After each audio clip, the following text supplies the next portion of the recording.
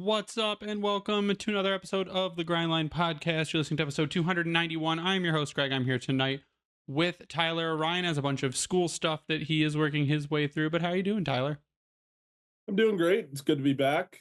I will be back more on a frequent basis now that I have my everything set up here. So be looking forward to that. You might actually even get me a new camera, so we'll be looking forward to that as well. You get to see my ugly ass face. No, I'm just You kidding. get to see Tyler's real bald head in HD. In HD, 4K in some cases. Looking forward to the hockey season. Planning my trip for opening night. So we're all going to be at opening night, I believe. I'm looking forward to that. Looking forward to the hockey season because Lord knows this Michigan football season is going to drive me to drink. So, They um, don't have a quarterback. That would help, right? If they had a quarterback. a lot of people are blaming Davis Warren, and I mean he's the easy guy to blame, but I think there's more problems under the hood than just Davis Warren. But what do you expect when you lose half of your coaching staff, including your first round quarterback and a bunch of players? That I kind of expected this. I didn't think they would go 10-2 or 11-1. I think it's more 9-3, 8-4, maybe even 7-5. So there's your Michigan football moment. Yeah, you're welcome, everyone. We have a I'm going to say really short show, and then normally we end up expanding on a bunch of stuff and we run over what we thought we were going to do. We're at the now, like, Red Wings are doing absolutely nothing, and we're still at a contract stalemate. And last week we talked about the prospect games and moving into training camp. We have a couple questions from Patreon. So we're just gonna go over some stuff real quick, and we won't I thought you have were a going to say super something duper about the process, and I was going to freak out. yeah, trust the process. But the slight update, so there is and is not an update on Lucas Raymond's contract. It's more just Lucas Raymond talking to Swedish papers and Lucas Raymond's agent talking to Swedish papers, and then the talking heads in the media giving what they consider updates. But I read the one where they talked to Lucas. Well, I read all of them, but I read the one where they talked to Lucas Raymond most recently. And there were some quotes that I pulled out that I thought were kind of interesting. So, off the top, Lucas Raymond was asked, and we're like, oh, well, we saw the picture last week of him over in Germany with Mo, and we're like, oh, he'll just sign the contract when he comes back. And like the first line of this article says that in just over a week, the Red Wings season starts, but Lucas Raymond is still in Gothenburg waiting for the biggest contract of his life. Quote, I will not go over until the contract is ready. Lucas Raymond will not be in Michigan until there is a contract, apparently. Asked, well, when is that? And he said, well, as soon as I sign, I'm going. But if it will be in a week or two or three, I don't know. I'm not involved in negotiations in any way. I trust my agent, JP Barry, and have full confidence that he's doing the best for me. If Lucas Raymond does not show up in training camp, people are going to freak out. I think this has a lot to do with Steve Eisenman and adjusting to the times because you saw him bend with Dylan Larkin a little bit. You've seen him bend in the past for Stamkos and Hedman and those guys in Tampa Bay, but it feels like we're at a crossroads because the Iser plan is what it is. They're taking their time with it, and as fans, we should have to understand that it's still going to take some time to get to where they want to get to. But not only that, but maybe Steve Eiserman needs to look in the mirror and say, you know what, maybe we need to give Lucas Raymond what he's worth. But then again, there's part of me that says, you know what, Steve Eiserman has done it his way this whole time, and it's worked out for him this whole time. It worked out with him for Larkin. He extended himself a little bit, but he could have extended himself a lot more for Larkin. I guess they kind of met in the middle at that point in time. But I mean, long story short, this guy is he your best goal scorer? If he's not your best, he's your second best. I think he's your best, but he's also your youngest, and he's like your future, like, cornerstone goal scorer, right? Like, he's the Yeah, one they who's need to going to be sign. here the They need to just get longest. the contract done. Even if you overpay a little bit, you need to just get the contract done. I don't like the fact that he's just going to sit out and sit in Gothenburg and just do that. because I'll tell you what, if you've seen the NFL already this year, some of the guys that have sat out have not had great. I mean, other than CeeDee Lamb, because CeeDee Lamb is just an athletic freak. A lot of those players that sit out and wait for a contract don't have the season that they would like to. Just look in baseball. Jordan Montgomery and Blake Snell were the guys that sat out, the Boris guys that sat out and then finally signed like a couple weeks into spring training, and they both have had some of the worst seasons of their career. Well, if you look on the hockey side too, like Jeremy Swayman still doesn't have a contract, and he's on ice with the Bruins practicing while the contract works its way out. I also don't like that he's not going to come over until a contract is signed, because he also says we've been talking for quite a while, so hopefully something decent will be done soon. Both parties want to make it happen, but we have to come to an agreement. When it will be remains to be seen. Also says his goal is a long contract with the Red Wings, and there's talk of an 8-year deal at $8 million per season. If that's the talk, just do it. Like, you have to lock up Lucas Raymond, and you just that deal, even if he stays at the, I don't know, the pace he was at the end of the season, he's at least a point per game player at that point. Is he a 100-point player? Probably not next season. Maybe. Okay, so maybe, but I would look at it maybe 2, maybe 3 seasons down the road, and maybe Lucas Raymond's a 40-goal, 100-point player at that point. But what you want to do is you want to get him locked in so that in 2 seasons, the contract looks phenomenal. There are going to be guys that are playing like Lucas Raymond in 2 seasons that are getting $10 million deals because they're going to get a new TV deal. The CBA, there in a couple years, there's going to be a new CBA. The cap is going to keep going up. So you want to do this 8-year deal now. And if it's $8 million per season, I think he's worth that because the comparables have already been signed. Well, I mean, Elliot Friedman said it on his podcast, 32 Thoughts. He said, if somebody's worth something, you don't bridge them. You just give them what they're worth because the price never goes down. It just goes up. So, and I agree with him 100%. You might as well just might as well just bite the bullet at this point. Give him his 8-year extension. Give Seider his 8-year extension, and just get it done and over with. Because if you don't, and you bridge, the price is only going to go up. I mean, unless you get an injury or something like that, and then you're probably not going to want to sign that player anyhow.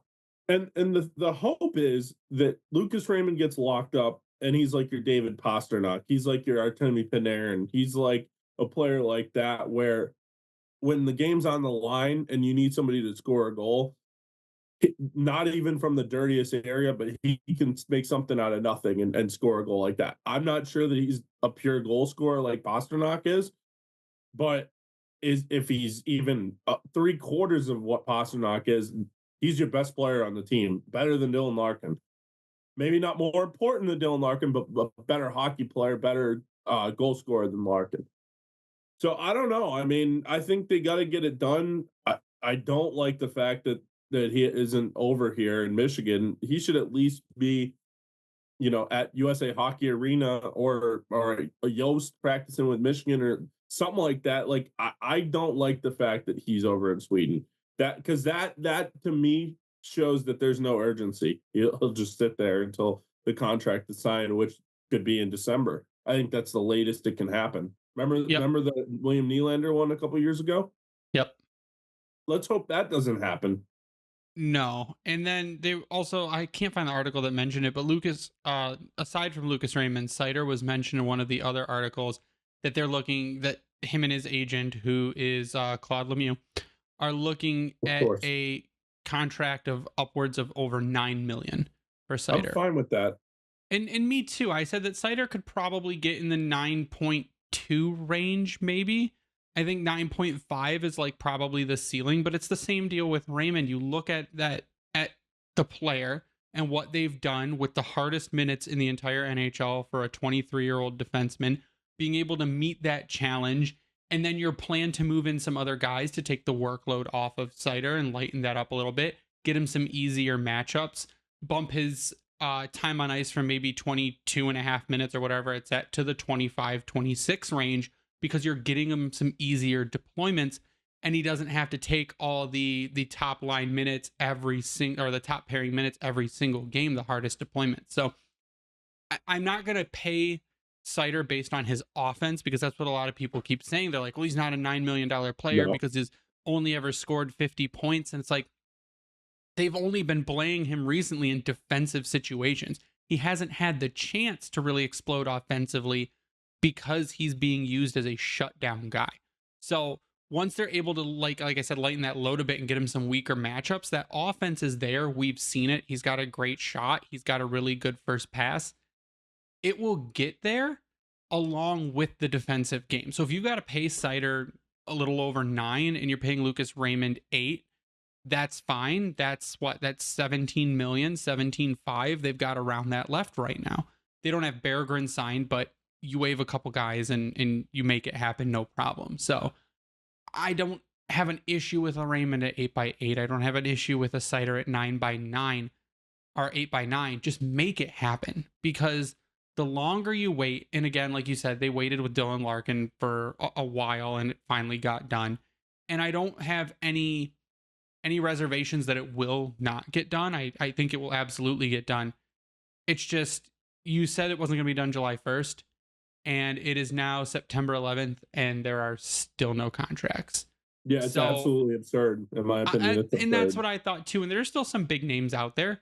Harley hasn't signed in where Dallas. Swayman still doesn't have a contract. So there are still some big names that don't have contracts, but you've got two.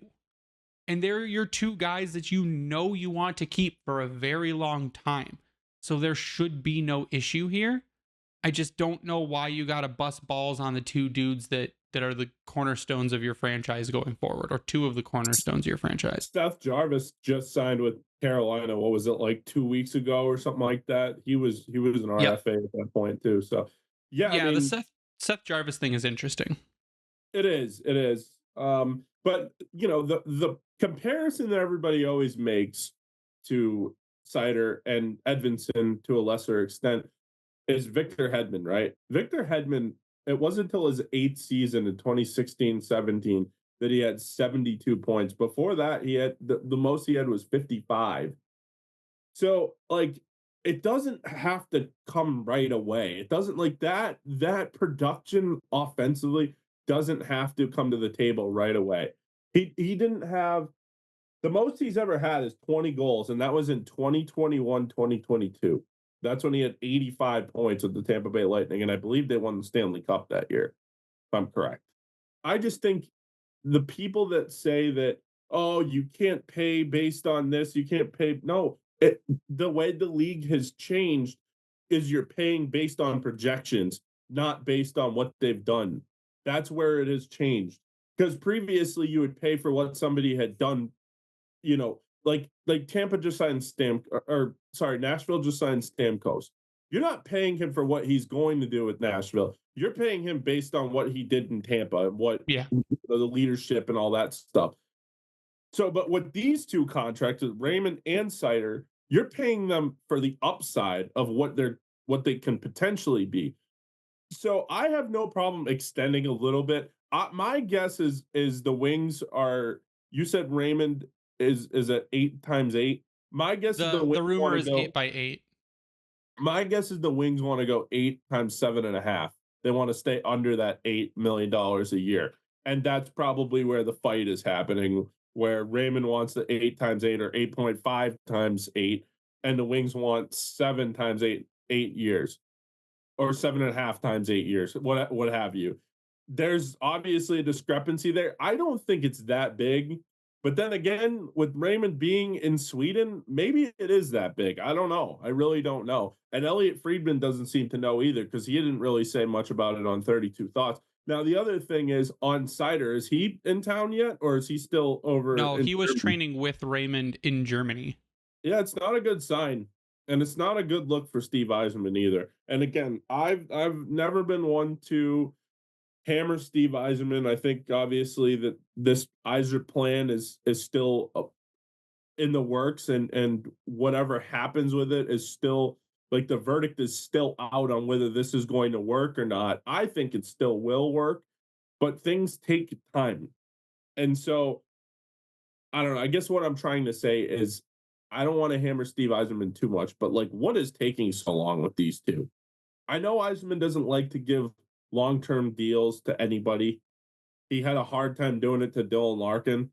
You have to look at your cornerstone pieces and say, okay, these are the guys we're going to give long-term extensions to, and these are the guys we're going to bridge. And then when the bridge comes up and they become UFAs, or at the end of their RFAs, you can either trade them, or if they become UFAs, you can let them walk, or you can trade them at the trade deadline, depending on the situation in your playoffs and all that stuff. So I don't know. Again, Just get it done. am I wrong to hammer Steve Eiserman a little bit?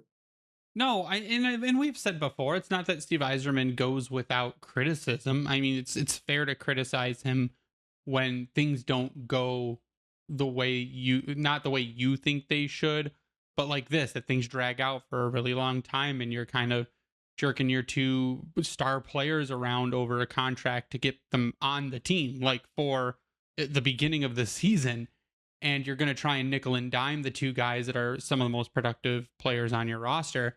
That is kind of that's where you get a bad look. And like I said, we don't have any problem criticizing Eiserman when he deserves the criticism. This is one of the situations. The previous situations, Eiserman's done for all intents and purposes, he's done a very good job in Detroit. He's got them on the right path. He cleaned up the prospect pool, built it into one of the best prospect pools in the NHL. He's able to get a coach in that shows improvement year over year. Point total goes up year over year. They missed the playoffs on a tiebreaker last season. So he goes out, he improves the defense on the team, gets a better goaltender. You sign a guy like Vladimir Tarasenko to match the offense that was lost in the offseason. You re-sign Patrick Kane. You're going to bring in Edvinsson full season. So it's moving. It's going in the right direction. We're on the path we should be on. This is what this right now, this contract situation and waiting this long is where I would say, yeah, Eiserman, I think this is a misstep. I think trying to jerk these guys around is a misstep. Do you think, and I know we've kind of had this discussion before, I've never had it with you, I've had it with Ryan previously, like off the record, but like the thing that worries me the most, and it's not the fact that the Wings aren't going to make the playoffs. At some point, they're going to make the playoffs. It's not about making the playoffs. It's about winning the Stanley Cup. My worry is without a number one bona fide superstar like a Austin Matthews or a David Pastrnak or a Artemi Panarin or a Nikita Kucherov, et cetera, et cetera. My worry is that if you don't develop one of those players, you're going to end up like the Carolina Hurricanes, where you make the playoffs every single year. People pick you to win the Stanley Cup, and then it just never materializes. The one caveat and the one difference between the Red Wings and the Hurricanes, the Wings are willing to spend to the cap and willing to extend to try and win the Stanley Cup, where the Hurricanes are not, other than the Gensel trade last year. Yeah, I think that point, it makes sense. And you were at the bottom of the league for 5 seasons. You never won the draft lottery. You never got a top 3 pick. It's hard, and like you said, it's like a lot of teams that win the Stanley Cup. Very, very, very, very few of them do not have a top 3 pick in their lineup, and that was just, I mean, the curse of the lottery for the Red Wings. They never won it. They never got that pick. You won't be in that position again unless you sell off your entire team and you tank to the bottom and you try for the draft lottery again. You'll never be in that position. So your only option at this point. Have a year like there was who was it? It's Colorado. Yeah, the Avs. Where they like 1 year where they went right to the bottom, and then 2 seasons later we're like back in the playoffs. Yeah, that was the year that they in September they got rid of Patrick Watt and Jared Bednar.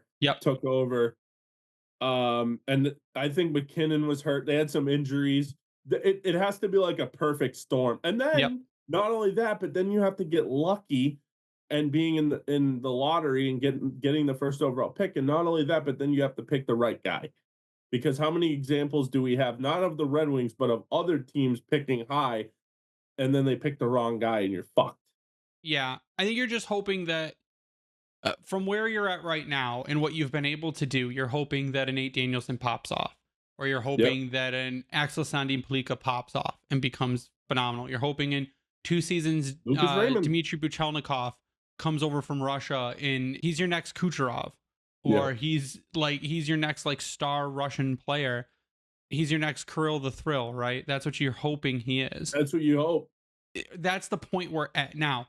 If a guy becomes available and you have to dump up, if you're at that point where you're like, yes, we're in the playoffs, but we need that one piece to get us over the edge, and we need to trade 2 first-round picks and some prospects for a very high talent person that another team can't sign, we'll be in the position to do that.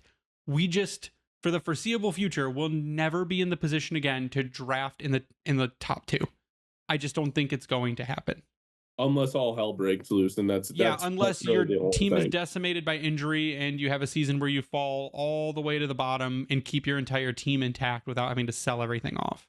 Or somehow fleece somebody for a lottery pick, which likely isn't going to happen. You saw the Bedard, what they were asking for. Chicago is never going to trade that, and Celebrini, same thing with the Sharks. So I don't know. I mean, they're in a situation where you're elevating. You've gotten better almost every single year under the Steve Yzerman, the Yzer plan.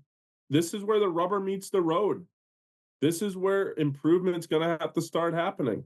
They can't be, if they're worse this year, then after this year, you're going to have to start asking some really tough questions.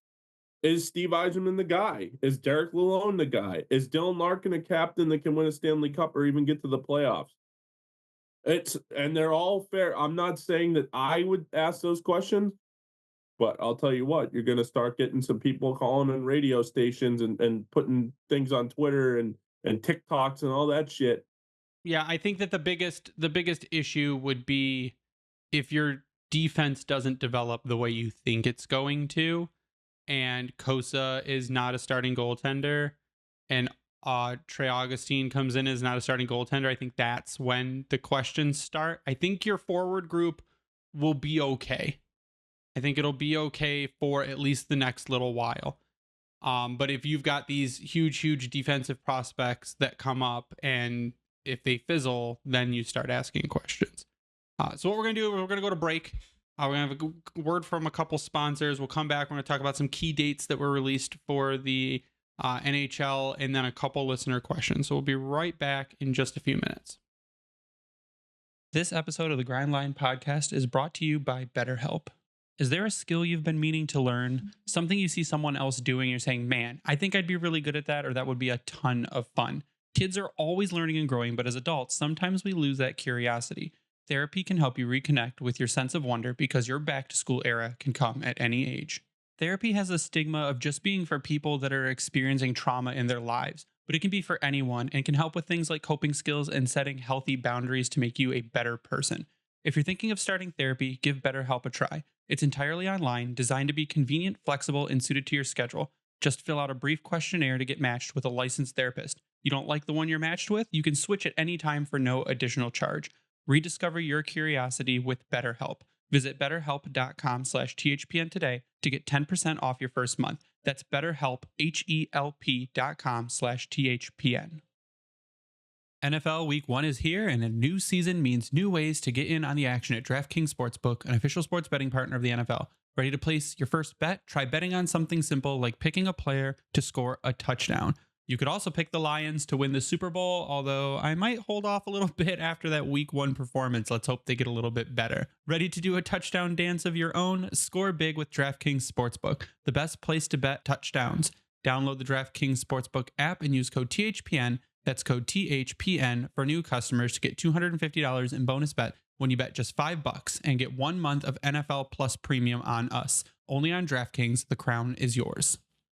Gambling problem? Call 1-800-GAMBLER. In New York, call 877-8-HOPE-NY or text HOPE-NY 467-369. In Connecticut, help is available for problem gambling. Call 888-789-7777 or visit ccpg.org. Please play responsibly. On behalf of Boot Hill Casino and Resort in Kansas, 21 and over. Age and eligibility varies by jurisdiction. Void in New Hampshire, Oregon, and Ontario. Bonus bets expire 168 hours after issuance. For additional terms and responsible gaming resources, see dkng.co/ftball. NFL Plus Premium offer available only to new and former NFL Plus subscribers. Additional NFL Plus Premium terms at nfl.com/terms.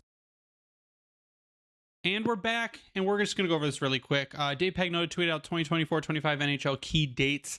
Holiday roster freeze will be December 20th through the 27th.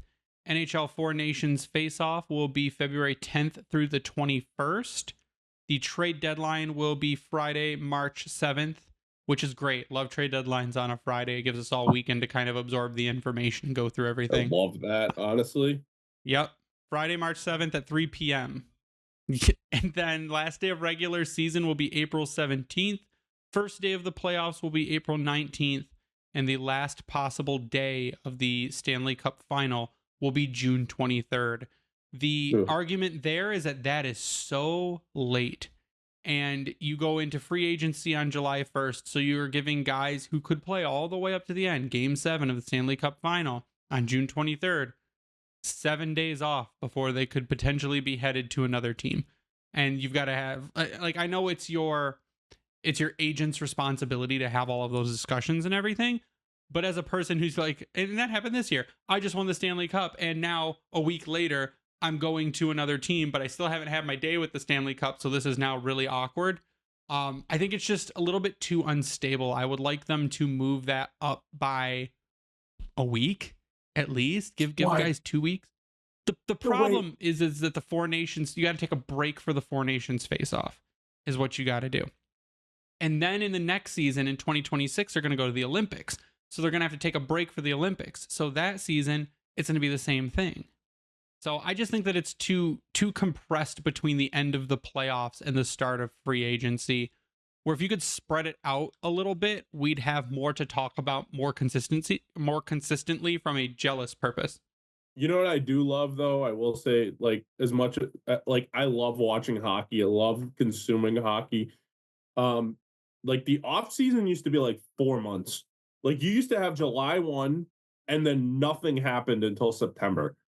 Now you kind of have some stuff in between. Like the season ended in late June this year.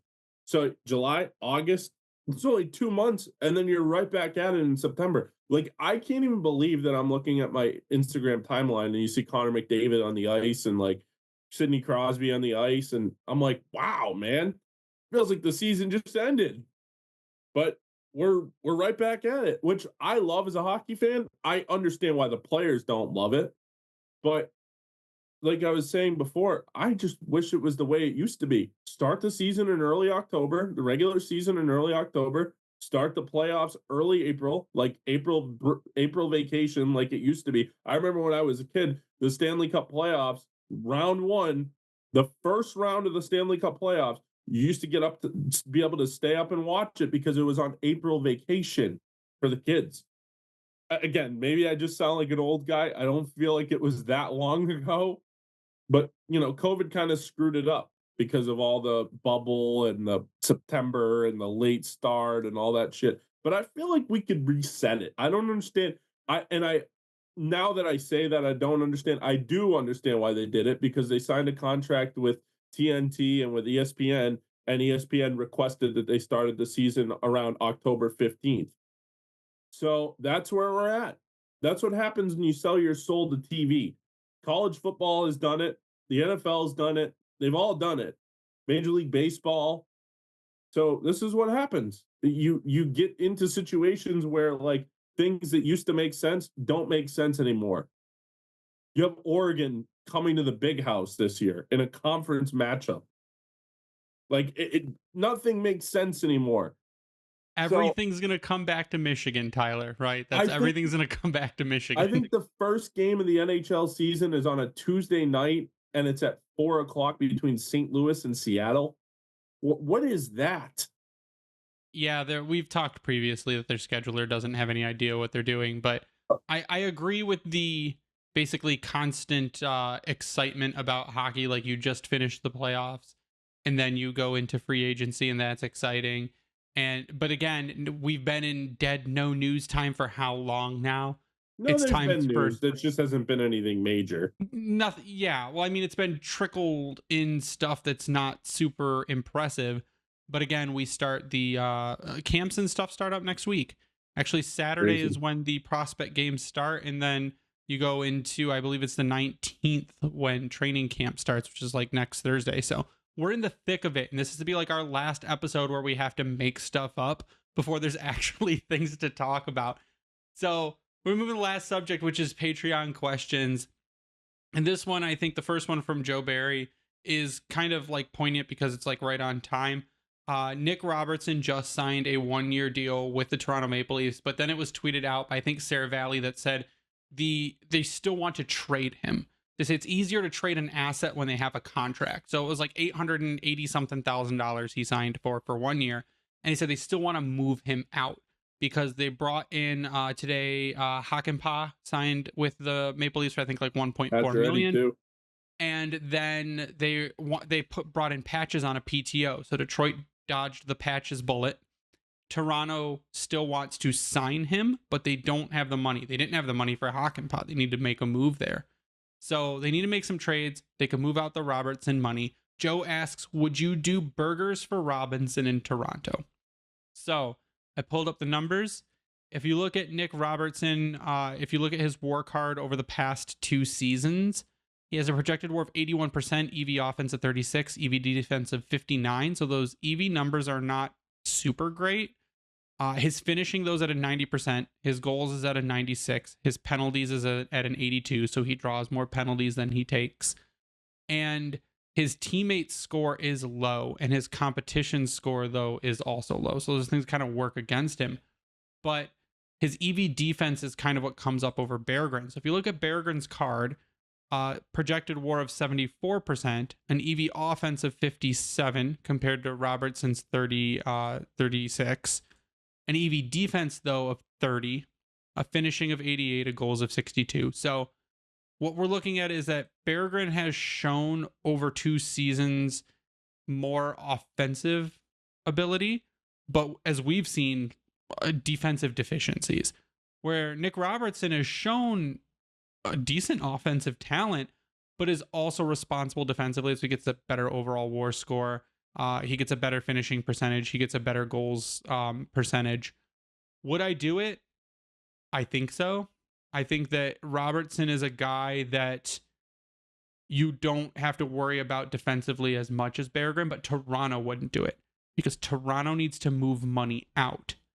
So unless they're sending you Robertson and they're sending you, I don't know, Calle Arncroc, or they're sending you Timmins or David Camp, who they like just resigned not long ago, and they're giving you a pick as well, they're not just going to do a 1-for-1 swap. No, this isn't the PK Subban for Shea Weber deal of 2018 or whatever it was.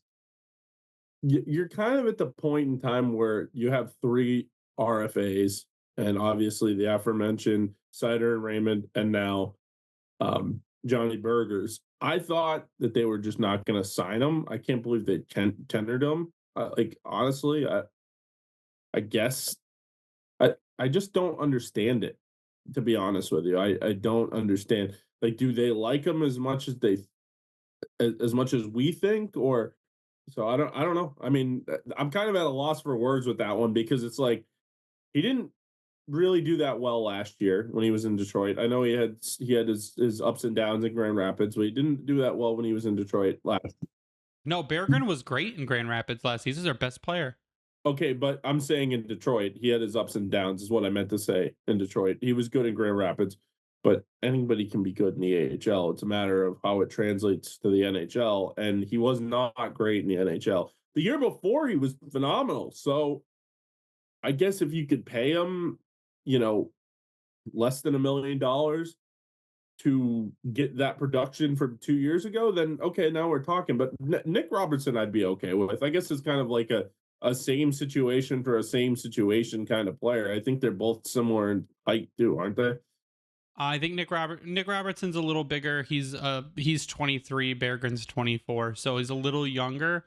I think they provide a lot of the same, but like I said, Robertson gives you, I think, a little more sound defense than Berggren gives you.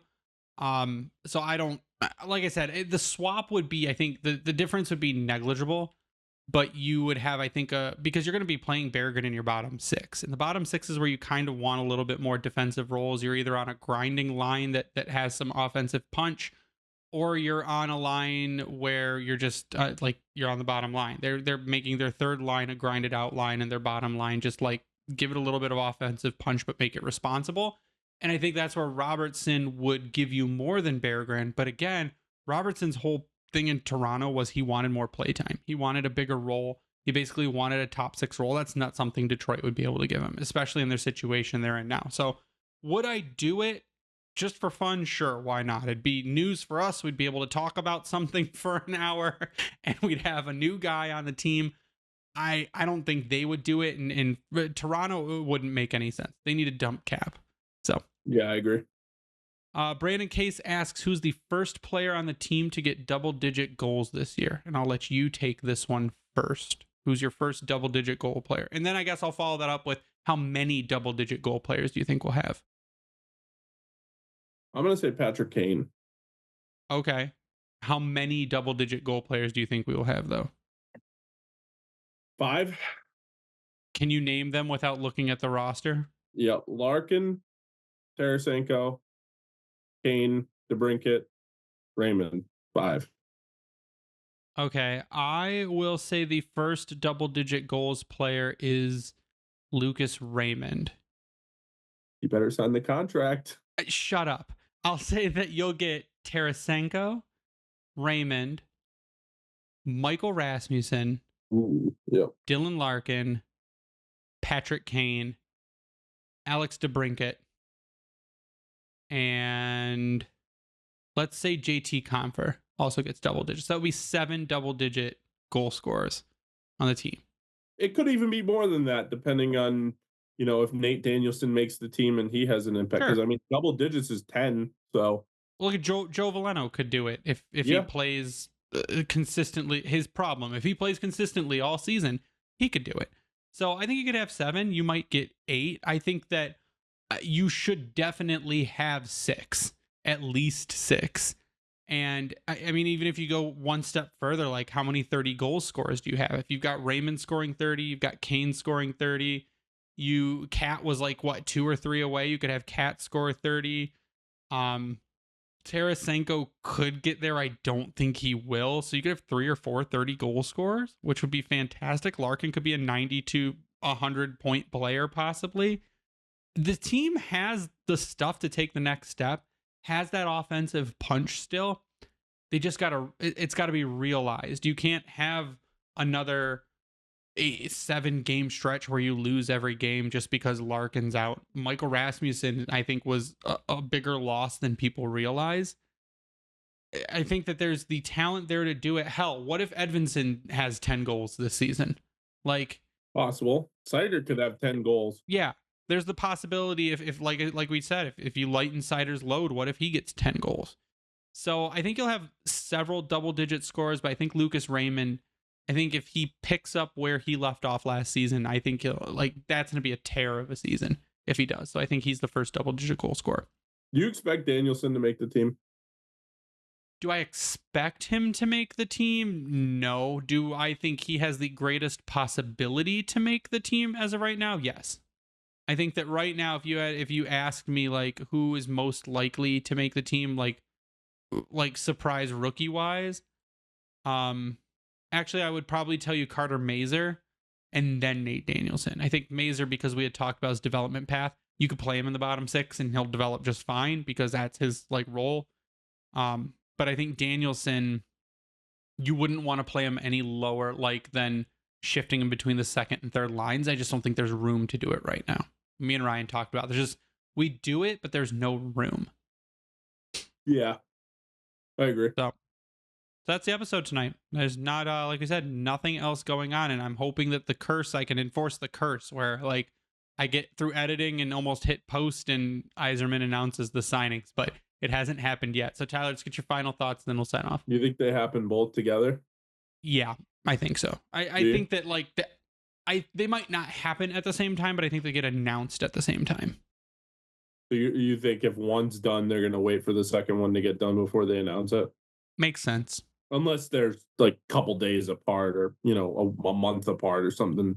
I think if they get verbal, we'll be there, this is almost done. And then one gets done and then the other one takes a couple days, it's fine. I think they would just hold. I would announce them both at the same time. Yeah, we need to get Lucas Raymond on a plane to the great state of Michigan, because I'll tell you what, man, them Bolts staying over there, it only makes it easier for them to just say, yeah, well, this is nice here. We'll just keep training. We'll keep skating. We'll skate with the team here. And whenever it happens, it happens. And if it doesn't, we'll play here for the year. I don't think they'll do that, I because don't I don't either. think there's that much of a discrepancy in, in contract years and dollars. But I mean, I guess you never know. But anyways, I'll shoot him a text and let him know. my final thoughts are we are getting closer and closer to the hockey season. Traverse City coming up soon, right? For training camp. Yep, later That's this at week. the end of the month. That's later this week. So that's this weekend then, right?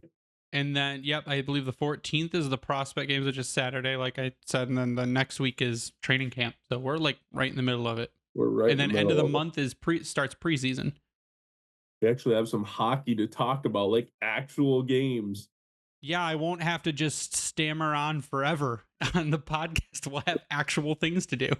Right. So, anyways, yeah, you can follow me on Twitter at SealDog91. Yeah, we had talked about it a little bit. Go to patreon.com/the Grindline Podcast. You can sub to our Patreon. During the season, we're going to try and do 2 episodes a week. There will be extra content that I will release on our Patreon account as well, for people to check out. You can follow the Grindline Podcast online at Grindline Pod. You can follow me online at Bringing the Wing. We'll give a shout out to the Hockey Podcast Network for hosting us and spreading us around. To Vintage Detroit, which is the only place you should get your Detroit jerseys from and worked on. And follow us on all socials at Grindline Pod. Go over to YouTube, sub to our channel, turn on the notifications. You'll get notified every time an episode goes live, and pretty soon you'll be able to see Tyler's giant bald head in HD. But that is going to do it for us tonight. So for Tyler, I am Greg. You stay classy, Hockeytown.